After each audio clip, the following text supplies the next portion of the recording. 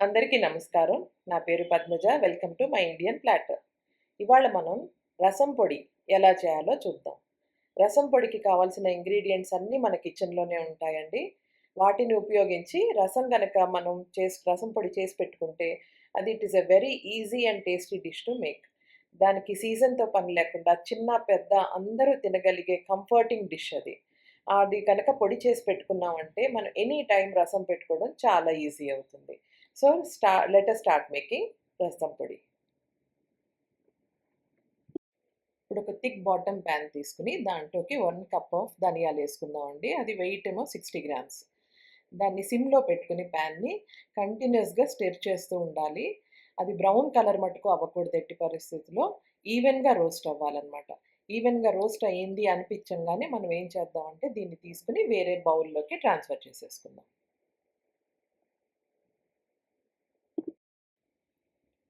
ఇప్పుడు నెక్స్ట్ మనం ఏం చేద్దామంటే దాంట్లో 1/4 కప్పు ఎర్ర కందిపప్పు, మసూర్ దాల్ అంటారు గదా! అది. అది గూడా చక్కగా వేయించుకోవాలి. అది గూడా కంటిన్యూయస్‌గా కలుపుతూ వేయించుకోవాలనమాట.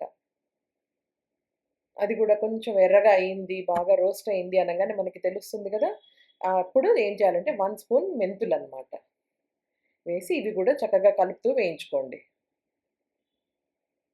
ఏవి మాడకూడదు, బ్రౌన్ అవ్వకూడదు. అదొక్కటి గుర్తుపెట్టుకోవాలండి. అవి వేగాయి అన్నప్పుడు మనం ఏం చేద్దామంటే జీలకర్ర 1/4 కప్పు జీలకర్ర, దాని వెయిట్ వచ్చేసి 40 గ్రామ్స్. అది కూడా ఎర్రగా వేయించుకోండి. ఈ టైంలో నేనేం చేస్తానంటే 1/4 కప్పు పెప్పర్ వేసుకుందాం దాంట్లో. మిరియాలు. అది కూడా వెయిట్ వచ్చేసి 25 గ్రామ్స్.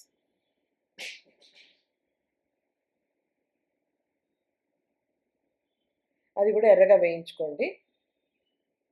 అస్సలు మాడకుండా చూసుకోండి. ఇవన్నీ చక్కగా వేగిపోయాయి కదా! ఇప్పుడు మనం ఏం చేద్దామంటే దీన్ని ఒక బౌల్‌లోకి మళ్ళా మనం ధనియాలు తీసుకున్న బౌల్‌లోకి వీటిని ట్రాన్స్‌ఫర్ చేసేసుకుందాం.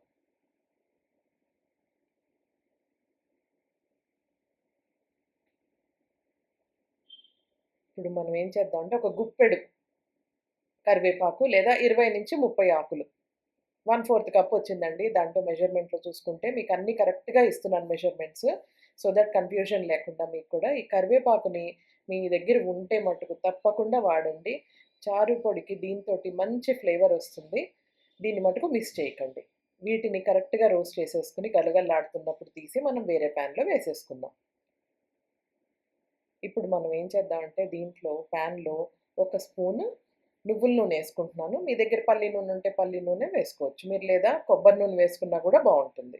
ఇది చక్కగా ఈవెన్‌గా స్ప్రెడ్ చేసేసుకొని దీంట్లో 10 బ్యాడగి మిరపకాయలు, 4 గుంటూరు మిరపకాయలు. బ్యాడగి అంటే బెంగుళూరు మిరపకాయలనమాట. దాంతోటి కారం ఉండదు. కలర్ వస్తుంది. మంచి ఫ్లేవర్ వస్తుంది చారు పొడికి. గుంటూరు మిరపకాయలు మనకి తెలిసిందే కదా! కారంగా ఉంటాయన్నమాట. అందుకే అవి 4, ఇవి 10 తీసుకున్నాను. అన్నీ చక్కగా రోస్ట్ చేసుకోవాలి. మాడకూడదు మిరపకాయలు.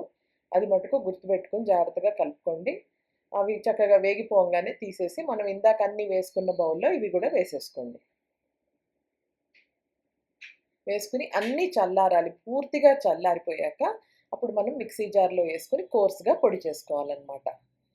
చల్లారకుండా మటుకు చేసుకోవద్దు. పూర్తిగా చల్లారనివ్వండి.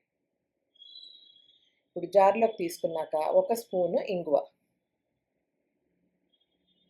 అర స్పూను పసుపు ఇవన్నీ వేసుకొని మనం మిక్సీ చేసుకుందాం. దీన్ని మనం మిక్సీ చేసుకొద్దాము.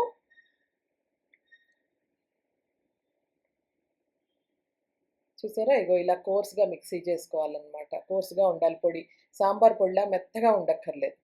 చూసారు కదా! ఎంత ఈజీయో మనం రసం పొడి చేసుకోవడం.